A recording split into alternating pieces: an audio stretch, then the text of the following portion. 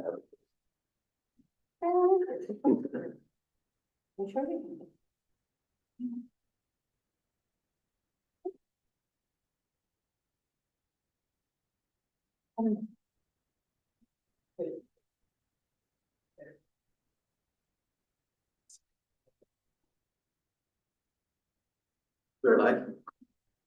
welcome everybody to the special meeting of March, March 2nd, 2026. I can't believe it's already March.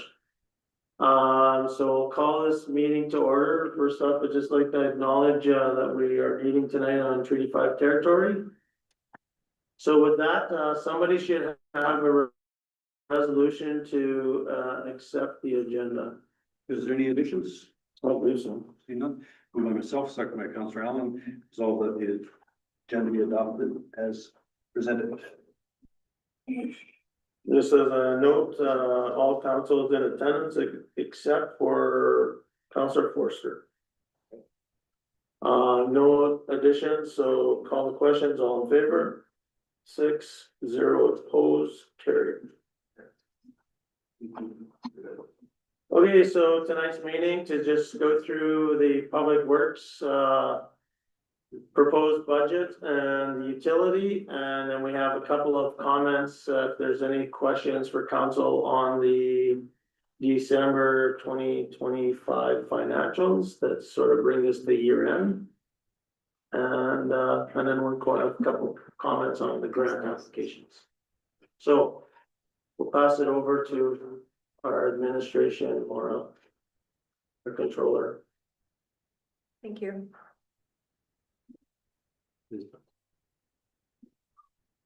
Yes. We don't, there's no citizen here. So you can't actually, so the thing is, we do have a citizen in the gallery tonight, so we appreciate that.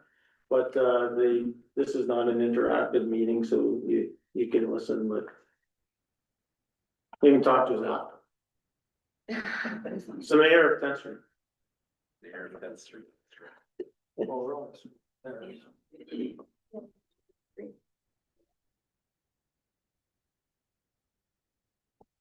start with Sam. He's gonna go through the budget for the public works. Thank you, Laura. So I'm gonna just kind of go through the sheet I have in front of me. If you have any questions, just jump in. I don't know maybe where the questions exactly come from, so we'll just sort of go through it. So machinery and equipment, so everything seems to be on track there. We're happy with that. The landfill, we budgeted about $250,000 in revenue. We came in at a little over $277,000 in revenue. Predominantly those revenues coming from the new metals company we're working with. We seem to be getting a better rate for the metals that we're recycling. We also saw an uptick in metal recycling, we believe, as the arm of Kelsey was dismantling Valley View. So that some of the extra metals we saw come into our facility were from the dismantling of that area. Transportation services, the first line salaries and benefits, you'll see that we budgeted $297,000 and it came in at $266,000 some change. Predominantly this is vacancies related in the drafting position and the operations specialist position. Those were budgeted for, I believe, 6 months, and took a little bit longer to fill those permanently full time. We were also asking for additional revenue in that line item in 2026 to account for the additional wages that will be brought forward because those positions are now filled up, plus the nominal wage increase, or the wage increase that the staff get as well. I will jump down to training and travel is the next one that I've highlighted that I want to talk about. 22,600 was budget. Came in at just over 9,000, so we were under budgeted by about 13,000 some change. Predominantly, most of the folks in the training this year ended up being utility related, so they were all coded to utility. Also, some of the training that I took did not actually fall into this category as well. So there's some discussion internally of how we can maybe work on our training budgets, because I thought maybe I'd get charged here, but there was a different place mine was charged, so. We've lowered it a little bit just in anticipation to get kind of our training, sort of budget sort of figured out between all the departments. So, Sam, on the training and travel, like, do you have an actual plan? Like, is there a plan? And then if so, how realistic is it? Do you think you're gonna be able to get all your people or whatever your training plan done? So that's why we sort of lowered it to that 11.5, because that sort of fits closer to what we've been spending year over year, close to that 10 to 11,000 range.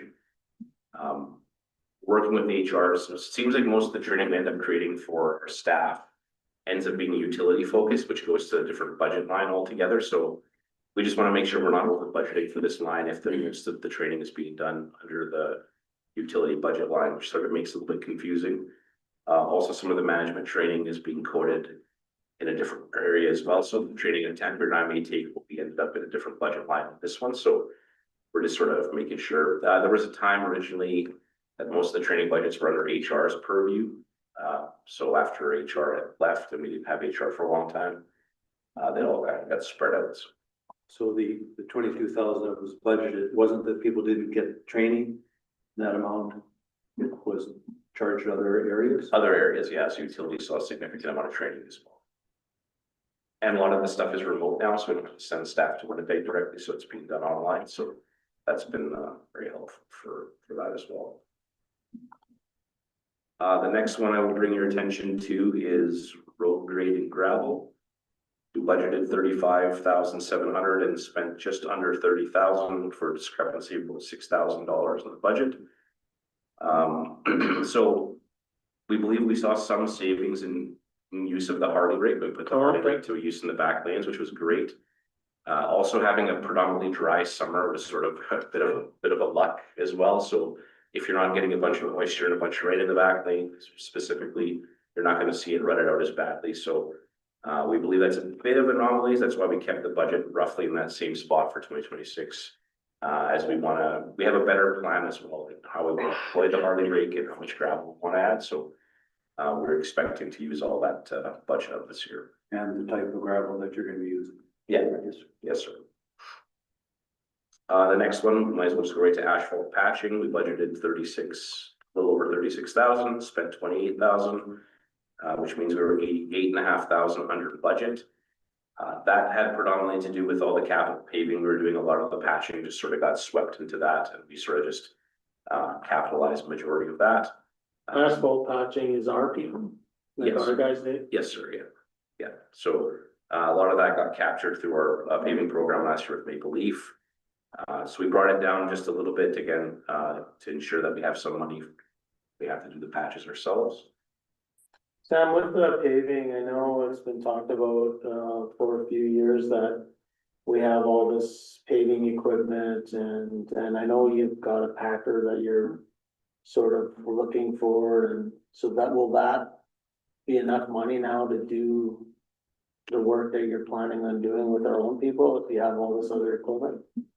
Most of the asphalt patching we end up doing is in the spring when it's mostly filling potholes, Cold path. Yeah, the cold mix, buying pallets of cold mix that we can get out there, get potholes filled. We do put the packer that we have to use to help and aid the guys in doing that. It also has been secondary help to the Harley rake. We put our back lanes, which has been a huge help. So most of what you see here in that budget line is the damage from the frost heaps coming in the spring. So, and then the occasional, there'll be a few patches around some catch basins we might clean up as well. The next line item was the dust abatement. We budgeted 10,500, spent just over 20,000. So we were over budget by just about 10,000. That had to do with the addition of the lake lots being dust abated. So that's obviously been captured in our 2026 plan forward to ensure we get dust. Just a question on that. I know it's up. Can't that be charged to the airport? Get more money. We can certainly look at it. I don't think Trevor would like me to say yes, we can today without getting Something to look at. I mean, they've got Yeah. equipment there and If they're doing any type of like liquid for salt or whatever out there, if they're doing any dust abatement, I would say, yeah, we could get them included, but I don't think they do that. They don't use it anymore. No, We we did a little bit. We did a little bit for them when we emptied the rest of it, so whatever Yeah. tank we had to do their lake lots, we went and sort of finished off the gravel area for them. But they didn't ask us to do it, we just had a load left over that we got to put. Just to a use. thought of things. Yeah. Deeper pockets, if they're doing it, they could. I'll make sure I send him a bill this year, yeah, for sure. Sorry, Trevor, if he's listening. Next one, sidewalks and boulevards, we budgeted 31,000, they spent 17. Most of the sidewalk and boulevard work we do ends up getting tied to utilities, so those get budgeted elsewhere, we're coding those more appropriately. We did, however, ask for that number to go up, so you're probably like, well, that doesn't make any sense, but we do want to do a lot of cleanup along our sidewalks and boulevards in terms of community beautification, so along the walking path, especially behind Cudmore Traeger. We want to really clean that up a little bit more. Riverfront cleanup has also been a priority for us, and other areas that we're seeing some overgrowth.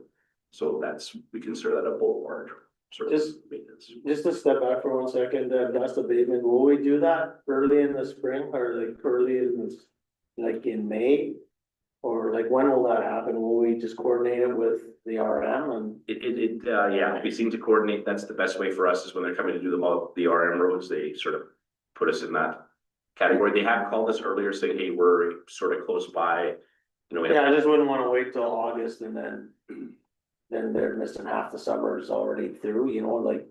As soon as we can do it, the better. Absolutely, yeah, we totally agree. And we can see if there's no cost difference in us going before the RM, then Yeah. we would be totally open to that as well, but we've sort of been tied to them as well. Just to know it's different type of dust abatement, but on, by the museum, the corner there, trucks are coming in. Do we budget extra for that? Is that just basically the street sweeper that's going to be doing that, or? That's sort of actually a really good question. So what we see coming off the wheel wells of the trucks is so fine that no matter how many hours of sweeping we've done on it, it just doesn't seem to make a great difference. So one thing we tried last year was to ask the fire department to like hose it down, so to speak, to kind of, so it clumps it up and sort of pushes to one side, then it's easier to pick up. So we may have to do a combination of hitting it with water to kind of get it sort of clumped together, then picking it up, because yeah, our staff, they said we're kind of burning the broom as best we can on it. It's just so fine, the particulate that doesn't. And I think there's an opportunity to speak to Canadian Craft Paper to help them sort of pay for some of that, because I know in the past they have paid. To, you know, your extra street sweeping, or if there's other work that we need to do in that area, that maybe we should have that discussion with them. Just to see if they're interested in helping, because that is because of the truck traffic coming across, so It's horrendous, Saskatchewan, yeah, it is. it's horrendous.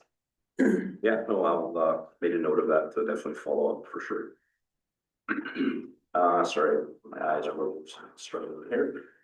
Storm sewers is our next one. Thank you, Tanvir. We budgeted 42,000, just over 42,000, spent only just under 13, which means we were under budget by almost $30,000. The majority of the storm sewer repair work we did this year was tied to capital paving as well. So all those storms that we purchased and repaired and replaced leading up to the paving was all capitalized as part of the paving program as well.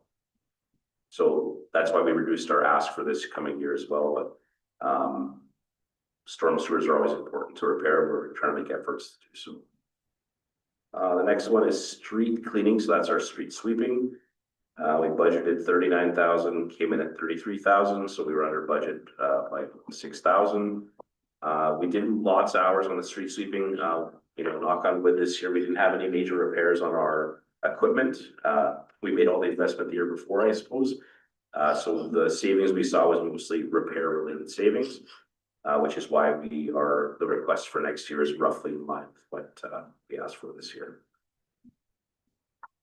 Next item is snow and ice removal. We budgeted 130,000, came in at 122,000. That means we were about 8,000 under budget. We believe that there's some additional billing here that we haven't quite seen yet, so we expect this budget line to actually be a wash. This year with the amount of snow and ice we have still on our streets, we believe that going up to the 150,000 is appropriate. We have a lot of snow to remove from the road before we get to spring here. The guys are getting a little bit worried, so we have a lot of work and a lot of overtime ahead of us there. That doesn't include highways where we get paid for. Correct, that's correct, yeah. That's, that's, No, it does. oh, sorry, this one is baked into this budget. It is vacant. You don't offset revenues and expenses. That's not appropriate. So we record the revenue as another revenue and the expense in this budget line.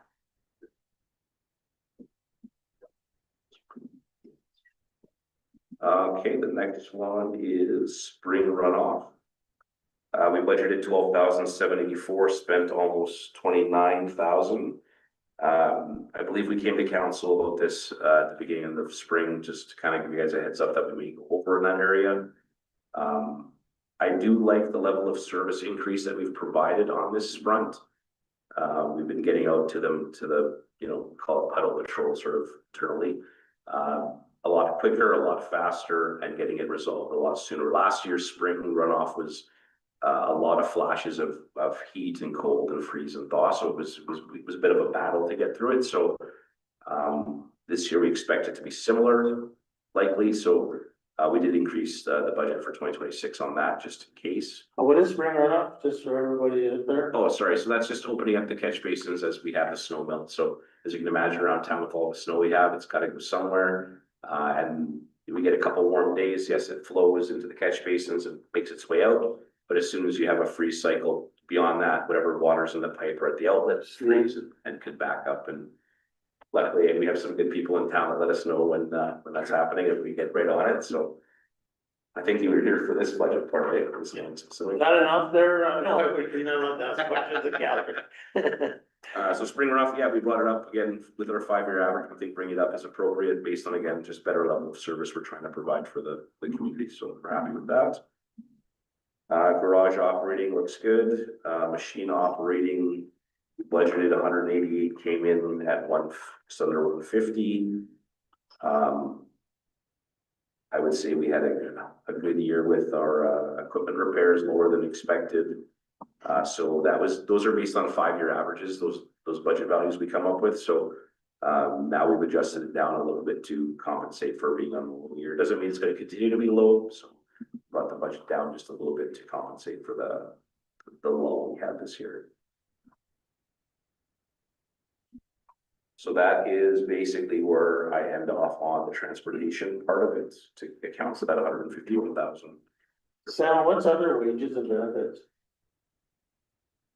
That is a good question. So I believe this is holidays. Laura, maybe you can help me. Holidays, vacation, floater, that type of thing all fits into that. Okay. Staff pay, all that kind of stuff. And the festive lights, you've got a budget in there. Is that your plan on buying more or? What is that? No, that's just the cost of putting them up and taking them down. The work being done. The work, yeah. Yes, sir.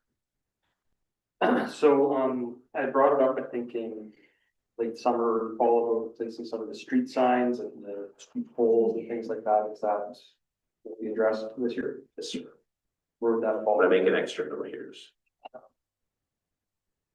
No, we would like to do is, we just posted for summer students. So the first goal for them when they come on, once they get onboarded, is to do an inventory, right? So I'd like to go through all the signs in town, the ones that are tired, start at the schools, start at our high priority areas. I know council mentioned a counselor about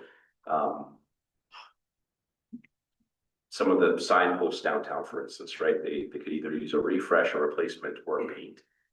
So those are things that we are definitely going to make sure that we look after this year.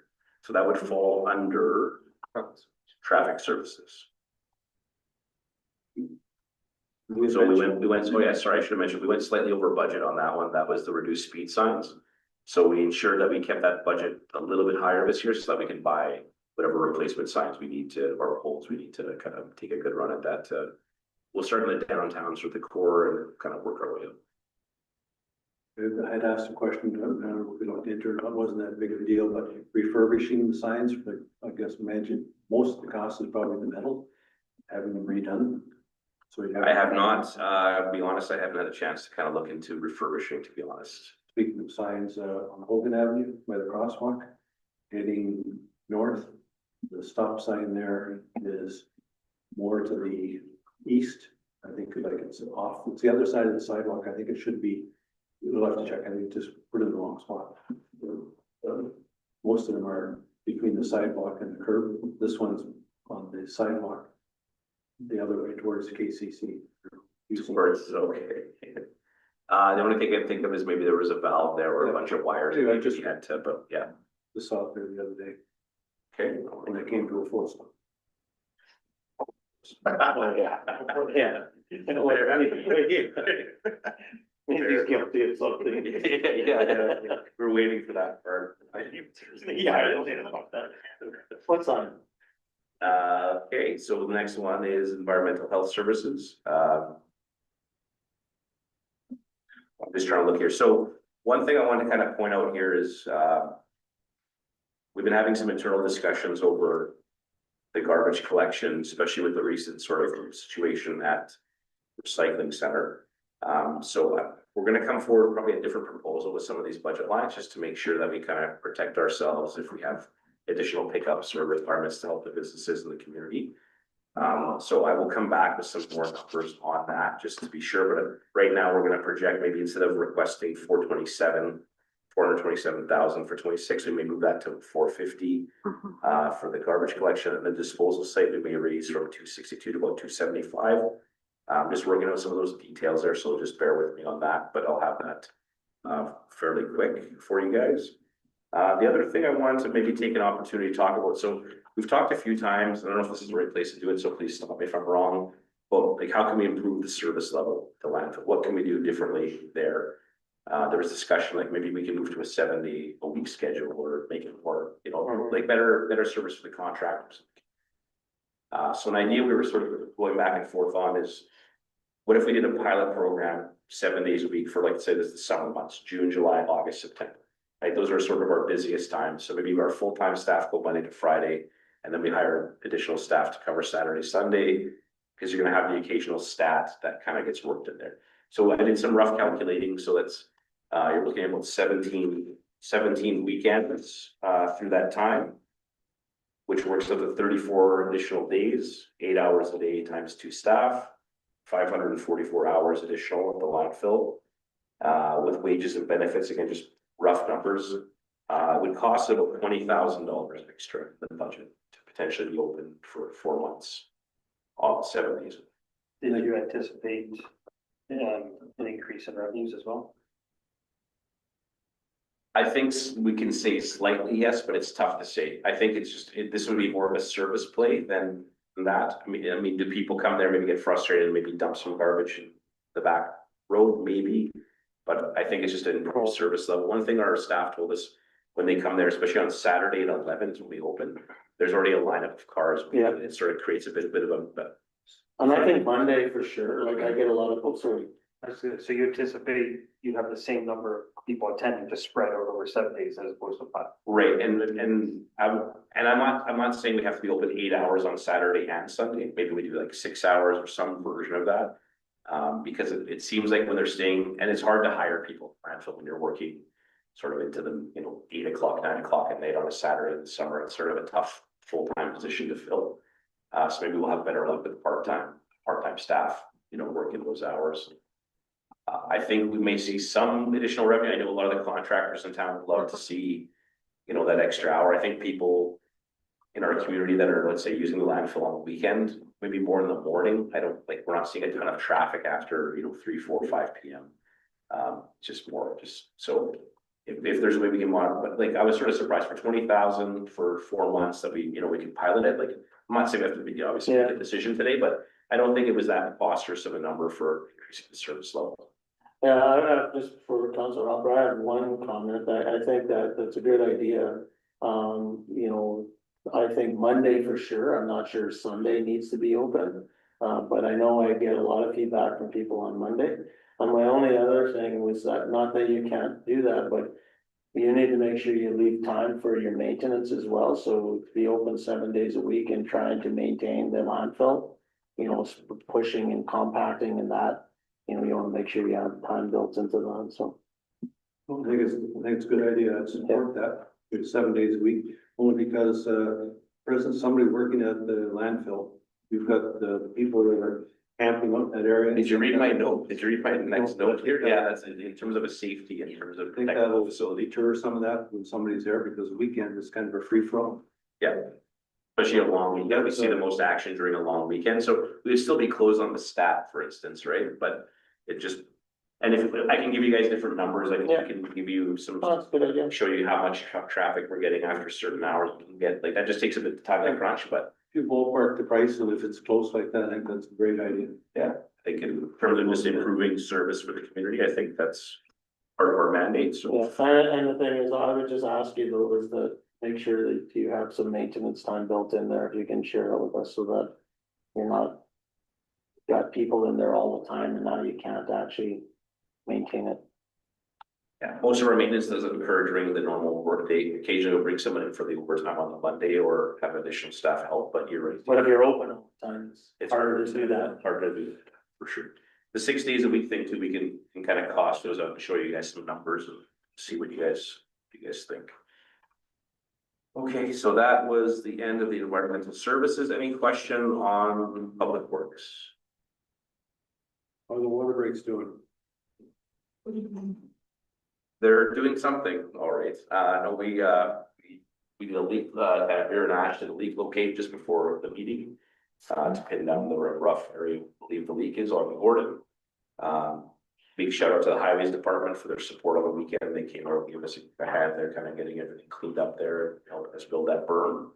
And thank you to my staff that needed help. I was sort of feeling a little helpless while I was on call, but it was nice of them to help out.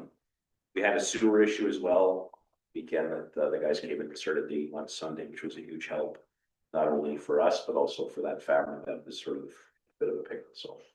And the mayor had mentioned earlier about the snow removal signs being put up and then the crews not being able to go there. And for the people that are watching, that's a direct cause of something else comes up high priority, a water break. You obviously can't go and plow the street to remove the snow that you're originally gonna do, so. Yeah, and I would say after we're on the radio there, some people took it very to heart and called in and politely sort of pointed out a few areas of concern, which was great. The staff kind of got on pretty quickly, so happy about that. I know the one citizen who's not allowed to say anything, but that, he did say that the sidewalk on Constant Avenue seems to be missing. On purpose. I wanted to keep people out of your neighborhood. Today they came down on 10th Street. They're taking snow away, which is good. Excellent. Okay, So just since we mentioned snow removal, can you maybe explain for us the procedure that's going on right now about removing vehicles that are parked and obstructing snow removal? We've seen a few posts online about that. yeah, so that's a good point. So we have overnight parking bans in our sort of our high priority areas, especially the downtown. I think as you're all aware, when the grader goes by at night and you see cars that are parked there, it kind of makes a huge mess. It sort of makes it very hard to park in our downtown. So we wanted to work, especially before festival, with everyone coming to town. We did additional removal just to sort of free up the space downtown and made a big difference. But unfortunately, during the last snowfall, there's a few more people parked. So we will ticket and tow people if they are parked in those snow zones. We don't like to do it, but unfortunately, we have no choice. Yeah, there's some vehicles parked on various streets in town, not in just downtown, but around town. And they've been parked there for weeks on end. Months probably on end. I think, find out those locations, call a tow truck and say, hold on. Yeah, after 72 hours of the parking, we can ticket and tow. So if the people that are listening at home, if there's a vehicle in your area that hasn't moved in a month or two, please feel free to call us and let the office staff know what's going on. We will mark those tires and get it moved. You won't be able to see the tires, some of them covered in snow. I assume it's a little easier to than the 72 hours in winter than summer, so. Yeah, it's a little bit more obvious, yeah. Good. Okay, so moving on to utility. Okay. So right off the bat, let's talk revenue. I do apologize. Some of our projections for water and sewer revenue, were a little bit off, as you can see. Just before you go, Laura, Sam, Laura, can you just explain how the budget is for utility when it comes to taxation? It doesn't affect taxation at all, and we can only charge you the amount for your water utilities that Pub outlines in their board order to us. So even if we over budget those lines, it's got zero effect on the community. Yeah, that's a good point. Tammy and I are gonna spend a little bit more time, getting some tutelage from Laura on maybe how we can refine this. So as some of the projections, even for 2026, we're not 100% confident in yet. So, if Laura is okay with that, we'll meet with her and kind of get those sort of improved a little bit with the new rates from Pub. It was a little bit difficult making these predictions. People were good to be more water conscious, I think, when the rates went up. So I think that's significant. Some of it had to do with that, or also some structures lost along the way and some lost revenue. So some work to do there to improve that. So we can talk about that at the next time we sit down if there's questions on the revenue in general. Okay, well, let's get into the expenditures. Administration. So administration in terms of what we budgeted versus what we spent was pretty decent. There may be a question as to why we're asking to move to 497,000 in 26, which is an increase of $81,346. So that is to align with the new staff that we're hiring at the water treatment plant. Now that we have drafting full-time permanent, part of the drafting wage gets accounted for at the utility side. And that also is for the operations specialists as well. So this is several different wages that are going to be added to that department that are now full-time permanent with the town. The next line is the water billing and collection. We budgeted 44,000, spent 30,000, which means we were 14,000 under budget. There were some coding errors on there that we were looking at. And I'll point out in the line below that, underwater connection costs, some of that money should be like, so there's a cross budgeting error there. So where you see the shortfall on one end is where you see the increase on the other end. Water purification and treatment. We budgeted 659,942, spent 656. So again, in line. We are asking for an increase in 2026. Just find my notes, sorry, of $104,000 increase. Sorry, that's where the 30,000 of the above goes to there for the coding. Again, that's wages for the operator and training, chemical costings, and some additional work that we want to do at the deep well for repairs. That all gets captured into that. When you look at the increase on chemicals, are you seeing significant price increases or usage? Prices from what I see, the increase of the usage isn't going up that much on our end. One thing I'll say is that our process has definitely improved. We've slowed down the production of the plant to make it more stable. The more stable your operation is, the less sort of fluctuations and adjustments you have to make along the way. So How often are the water treatment chemicals sort of out for quotations? Is this like an annual contract or the multi-year contract? We've had the same vendor as long as I've been here. yeah, It's something that we looked at briefly, I think 2 or 3 years ago, if I remember, Sam. And I think you can speak more as to why we stayed with the same vendor. we tried to look at different chemicals that maybe do the same thing but slightly different use, or if there's chemicals that are like a 2-in-1 chemical. We did some jar testing on those chemicals, and before you change anything at the water plant, especially because it's drinking water, you have to get the Office of Drinking Water involved and sort of get their blessing before we look at things. And you have to prove to them that it's not going to make any change to your system. I think in the States, they made some changes without speaking. I think it was in Flint, Michigan, and saw sort of kind of like the disaster that it caused with the leachate, how it affected the land.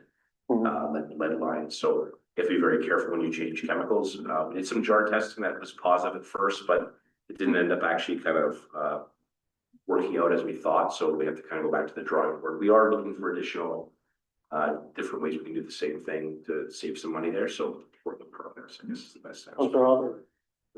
I know maybe I don't see it in here, and it's probably not something you have. Water lease the plant and what we actually charge for. Is there a threshold that the Public Utilities Board tells us where we can be? Because we're obviously, we probably know we're not, what to say, lost water, lost revenue, number of gallons. Is there a threshold where they, I don't know what they would do, 10% of unaccounted for water is the threshold. 10%? Yep. And where are we?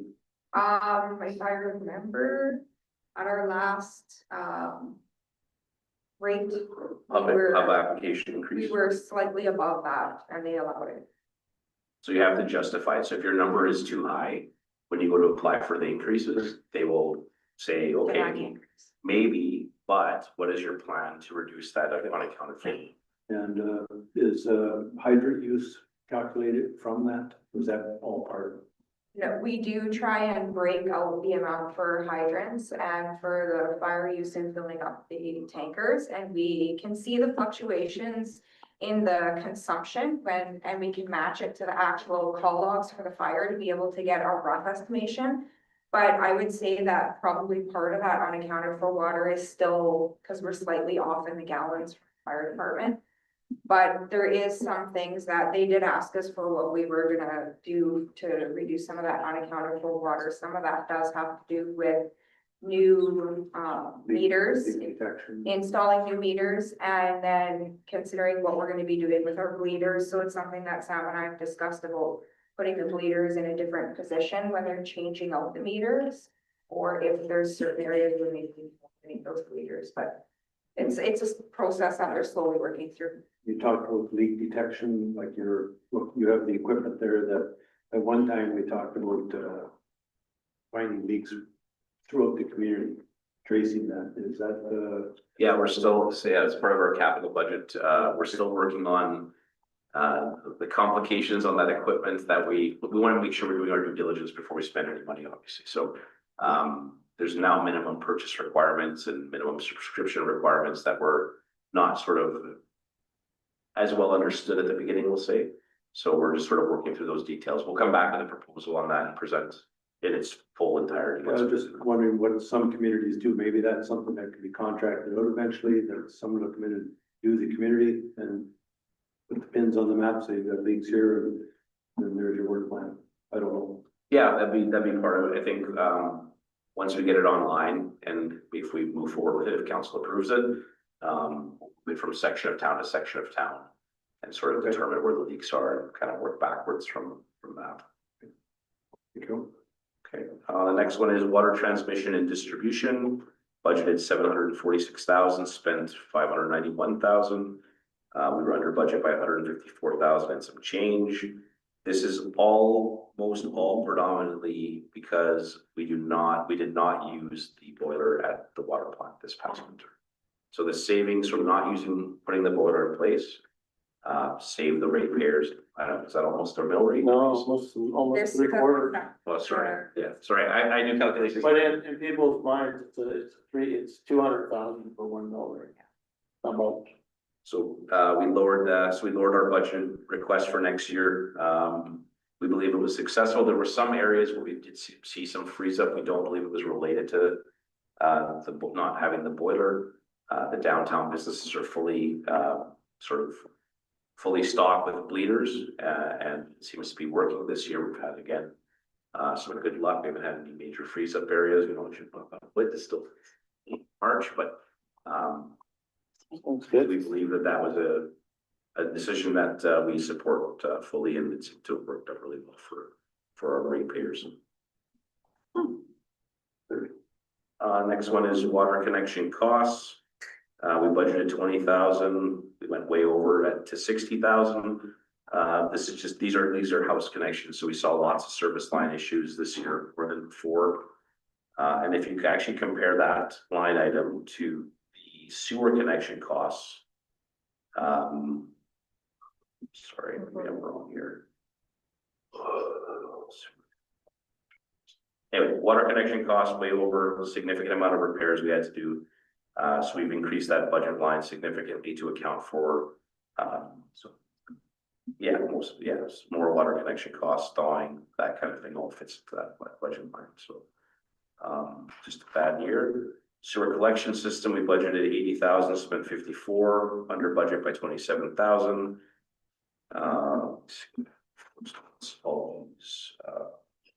Just less repairs. The sewer repairs, sewer collection comes in waves. We've had more issues with our sewer connections instead of our sewer collection. That's what we'll look at just below here. Sewer treatment and disposal, 176, spent 137, under budget by almost 39,000. This is our treatment plant, our lagoon treatment plant. It continues to operate very efficiently, so it hasn't required us to add any additional chemicals. That was what that budget amount is, basically what we anticipated at some point to spend for chemicals. But we are humming along so well that there's no requirement to add additional chemical at the lagoon at this point.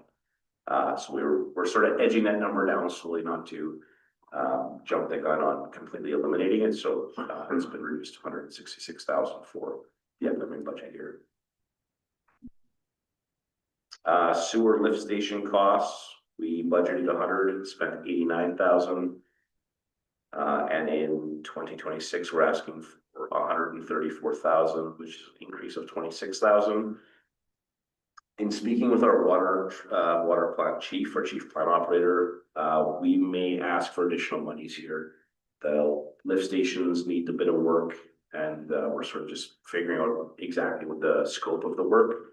But we believe we'll probably ask for another 25, maybe up to 50,000 more on that one. We're still just waiting on some pricing to come back on some of those repairs. Sewer connection costs, we budgeted 89,000, spent 132,000. I have that backwards. Okay. Budgeted value, spent 132. I don't know why it has brackets around it. So we went over budget by 43,000. So that was just an increase in significant sewer home connection repairs.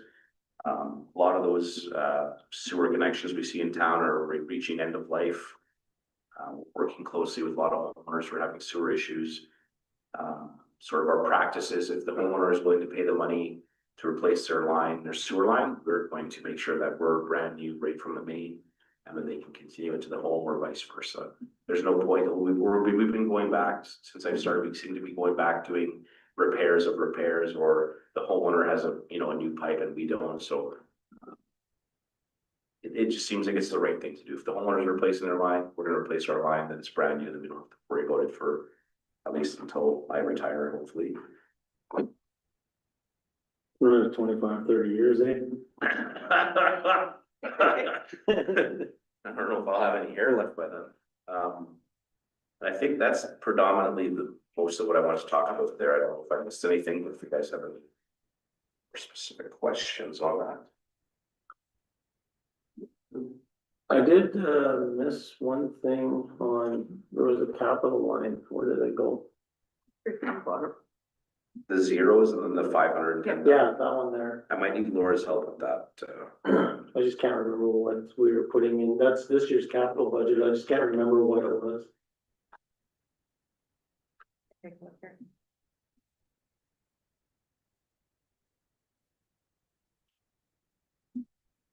I thought I had it. I know we've already identified it, but I just can't remember what that capital was.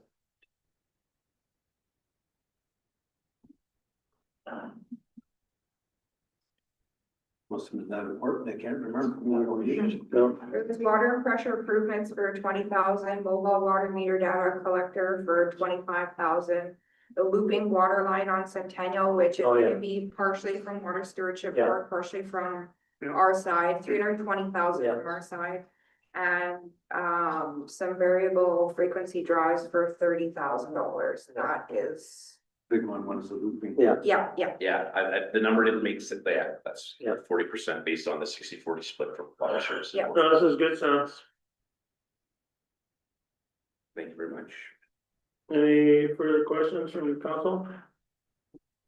Okay, Good job. so go back now and find $300,000 to, Help with the looping, yeah, no problem. and a grant to cover everything. Yeah, cover this.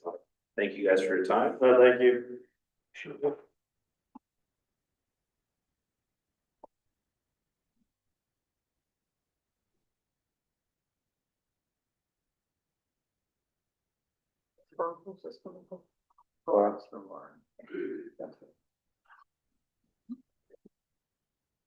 Okay, so this didn't come forward earlier when we were dealing with capital, as I just negotiated the price for this. Over the last couple of years, myself, along with Bola, have been looking at different ways that we can provide better financial reporting, both to the managers, to council, and as well as the transparency side to the community. So in discussions with this company, they provided us with a 65% reduction in the price. So 2,500 of this is actually the setup, which is a one-time cost. And the other is the rest of remaining amount of it is the $10,128 will be an annual subscription on a 3-year term. And this will provide us with a cloud-based software that will link directly to our Matic software. In the budgeting side, we'll be able to provide notes that not only the council, but also management will be able to see directly. It will be able to provide better breakdowns. You'll be able to have capital being presented to the community where it will show exactly what the project is, pictures, maps, links to it. They'll be able to see what the budget was, what the spend is, all those kinds of items. We do believe that this will help us to provide our enhanced transparency and improve our internal processes, because our management will be able to see on a day-to-day basis. It will link directly to VADM, refresh and be live. So they'll be able to see in a more timely fashion exactly how their budget numbers are trending with their actuals, and be able to change any operations that they need to change in a more timely fashion. One of the things they did provide was a little bit of a brochure here to be able to show you exactly kind of what things might look like. So again, they do have some interactive maps that can go with the capital side of it. They can show community exactly where the project is located. They click on it, they'll be able to see exactly what the budget is, how much money has been spent, even where it's been spent, depending upon the level of detail that we want to provide everybody. I think this is a great idea, actually. I think it's, I know it's a little bit expensive, but I think once you get a tool like this in place and it's working good, you'll see lots of savings and lots of benefits. So I will support this. Any other questions from council? I'm not sure if you guys would like to see a more in-depth. I think it's good. I think, having regular reporting will make the budgeting process even easier, because we'll see it all the time. It'll be more valuable to community members. They'll see where their money's going. And then the staff will be able to understand where they're spending and looking for savings. So I think, from what I'm seeing around the room, I think council supports that, so. I think it's a good idea. So when you say, Laura, would we like to see a more in-depth, does that mean that they have something that you can show us If council prior? wanted a demo, I could absolutely set up a demo for council to see. I know that Bola has demoed the product. Andre did sit in on it, Okay, at one time. But it was just, at that time, I couldn't agree with their pricing. So they've come back lowering it down to a price point. I think Brandon uses this, right? I'm not sure Brandon uses exactly this product, but they do use something similar. There is quite a few communities that I've checked out that show exactly how this works on their web pages. It's quite interesting, especially from a community member standpoint. I guess maybe what I suggest, Laura, is that we're approving it, so maybe what we'll do is once we kind of get rolling, we get you have some of this behind us, maybe as a interesting one day at council, we can have a short, sort of presentation or something. Yeah, Perfect. yeah. Sounds good. Okay, moving along to the, financial sheets, I don't know if anybody's got any questions, concerns, with any of the numbers that are there, comments. I think, go ahead. Just a question on the handy van, that was prior to the purchase of the new van? Balance in there? Oh, for the reserves? Yes, yeah. It was over the And I think, when you look at the overall financial situation, significant impact on reserves this year on a positive side, especially in the airport and in the fire department. The airport's seen a lot of activities with fuel sales with regards to with the wildfires, and the work that around there, so that's a benefit. You also seen the same thing in the fire department with the EMO recovery, but also the good work staff's done on, getting our service agreements, updated and put in place, so we've seen some increases there. So I think that's been good news. I mean, overall, our financial situation, our financials we're in good shape. We don't have a lot of debt that we're carrying on the debentures. And, like I said, I think it puts us in a good spot. I would like to say these are preliminary Yeah. to year-end adjusting entries. Those will take a little while to work through and get to the auditor and then come back to you guys. So there will be some adjustments. at the year. Just my only caution is that a lot of our expenses were lower and because we didn't execute our capital as per the timing of the capital, so we're carrying a lot of that money over. And I guess just as a caution even for this year is that, we should realistically try to spend the capital that we're doing and execute the projects that we said we're gonna do this year and try not to carry it over. I know that, we did a good job when we're improving, but there's some big projects that still sort of got carried over because we didn't. And then that sort of impacts your financials. It looks like your expenses are lower, your revenues are higher based on what we collect for taxes, but in reality, it's just deferred spending because we're carrying over, so. So again, it just reflects on capital. I mean, let's try to be realistic on the capital. Chris has heard me say this before. I'm not sure if everyone had a chance to go through all of this at the last council meeting. Have any questions, concerns, comments, things they'd like expanded on? On which one you referencing? Any of them. I'm not sure. I was just told that this was gonna be brought back to the budget meeting, so it was my understanding that council would like some clarification in some areas, so. I wasn't sure where that clarification. I think the request to bring them back was just so we could have a week to look at them. Oh, okay. Oh, okay.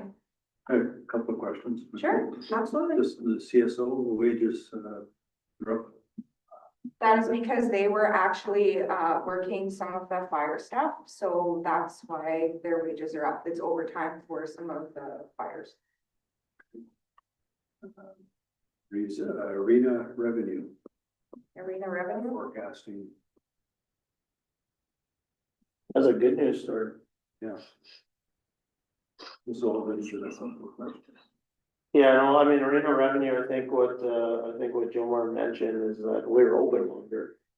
So we're selling more items, and open further into the season. I don't know, maybe you can help me. I don't know, this year will be a short season, but I don't think that, the arena's ever been open as early and as late as it has been. And I had the same discussion with Laura as well, counselor, is that I was surprised that our expenses are actually not a lot higher as well, but they weren't, and it might have some good things to do with the investments that were made over the last number of years in the chiller and the evaporator, so maybe that's helped a little bit with the ice making situation on. And, pool revenue is down. Yeah, I'm just looking at, Joe Moore's notes here on his report to you guys. So the arena admissions or public skate, basic ice rentals, tables, chair rentals all exceeded projected revenue. So that is why it's tracking 20%, pardon me, over budget. Pool revenue is tracking 18% under budget. Yeah, public swim fell short by 30% on projected revenue. And also the pool programs, or their lessons, fell short by 15%. And the museum expenses were down quite a bit. That result of something with the capital expense. Part of it possibly because capital was built into the museum. But that would be on a separate budget line. So is there a specific area in the expenses or you're just looking overall? Looking over. Oh, okay. Yeah, overall the capital expenditures were down. Wages were down too. But we also have, yeah, wages that were down. He didn't have a curator for quite some Yeah. time, so that position had to be replaced along with there was a program coordinator that we also had to rehire for that position this year. Let me just take a look at his notes here for you. Cost of goods sold was down quite a bit because his consigners were down. I believe he mentioned that when he was here discussing his budget. Maintenance, there was a lot more maintenance that was done on the museum compared to last year, so that contributed to some higher costs. Professional development was down because they were in the midst of having the staff changeover, so that's why those funds weren't spent.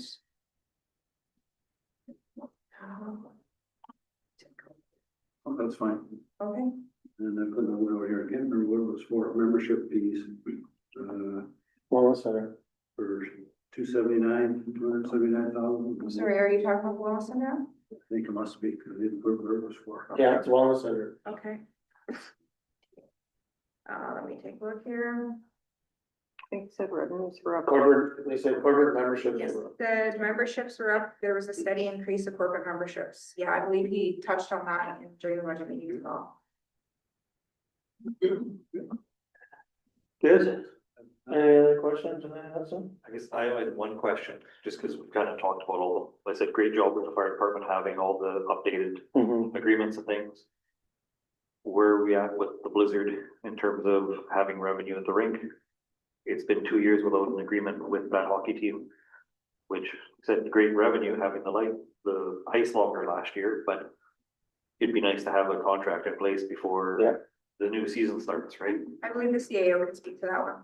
They've already made the payments because we've not finished the agreements, so they've made the payments up to the end of last year. Based on the new agreement or what we Based on the board agreements, not on the new. That's what I mean, the agreements, agreement's because it's not- 2 years old, it'd be nice to have that new one, it's kind of, so I was just wondering where we're at, if we're still working on it, or have everything up to date before this council changes hands would be a good thing. Any other questions, concerns? No, it's good. Okay, well, feel free to call me if you do. The only other thing that we needed to do that had to come back for budget was the application for a grant from the teenagers. As I mentioned, I'll be declared conflict on. Yes. Totally out of work from the. Yeah, so, you know, they were asking 16, sounds like, 6 or 12. They're asking Yeah, for 12. 12 is the request. I have it up here on the screen for you guys. yeah, they're asking for 12. They're saying they lost a big of their federal grant, I think they said. when- They did say that their federal grant went from 6,900 to 19. So that is a loss of $5,000. Sounds like maybe they want to be able to ensure that they can keep the programming for the seniors that are in place. I would like to myself backfill what they've lost, the 5, and add 1,000 to it, give them 6. What did we just, yeah, I don't, what did we give them last year? So last year we didn't give them anything. So in 2022, we did give them $8,000. And I believe that was specific purpose, but don't quote me on that. Now, prior to that, the only amounts we gave them were modest amounts between 2012, Mhm. oh wait, sorry, 2007 to 2015, and it was $500 a year. Yeah, I support what Council Hopper said, if everybody else is good with that, 6,000. Six? Yeah. 6,000. Yeah, that picks up what they Yeah. lost from the fence, plus we're adding 1,000 to it. Yep. You okay with that, councilors? I would like to see them get more. I think we need to do a better job of supporting our seniors. We tend to fail to be able to support housing initiatives completely from our point of view. So if we can try to keep our seniors in our community, that would be a good thing. And if Golden Ages is helping make that happen, I would be in support of giving even a little more money. Looks like they would like some assistance with their building maintenance and things like that according to their application, so. Yeah, again, maybe there's something else that there's other grants that we can actually help them sort of apply for those type of things. But do they own their building? No, they rent. So why would they have to do the building maintenance on them? Maybe it's part of a contract. Yeah, like I said, I see their gap, they only asked for 500 before, we cover that, $6,000, if that's. I'm fine with that, I'm also fine with giving them a little bit more if we want, but, I think maybe we start with 6 this year and see how they go, and. So basically it gives them $1,000 more than they had last year, including their federal grant. Anyway, up for discussion, I guess. Do you want us to come back with a little bit more thought, or would you? Well, I don't know, like, Just suggest. yeah, no, I hear you too, like, so I think we're sort of in agreement, 6,000 is probably good, and if they're really in a lot of trouble through the year, we obviously want to support them any way we can, so. Yeah, maybe they can come forward with events they're hosting or some special events that maybe we contribute to. Yeah, exactly, Probably nothing in kind we can do or serve sandwiches, so. yeah, or eat sandwiches, one of the two are cake. There was the budget. Yeah, oh yeah, that's right. Sorry, that is. I'll pay. Okay, so I think we'll go with the 6,000 as Councilor Hopper recommends then. Okay. Anything else, from anybody? Seeing nothing, That's everything I had on the agenda, so we can do. so just, yeah, I know we're still live here with a black screen, but, I would, just thank everybody for tuning in tonight. I know our staff's done a great job so far getting us to where need to be. I know it's a lot of work, and I know they repeat themselves sometimes because we have some time between our meetings. We might forget what we talked about, but appreciate all the support and help, and we wish everybody a good night. Do we get a motion to adjourn? Motion to adjourn, everybody's in favor. All right, thank you. Good night, everybody. Anyway, Chris was talking to him earlier, he goes online quite a bit and puts in suggestions, and he said he put a suggestion in, and he said,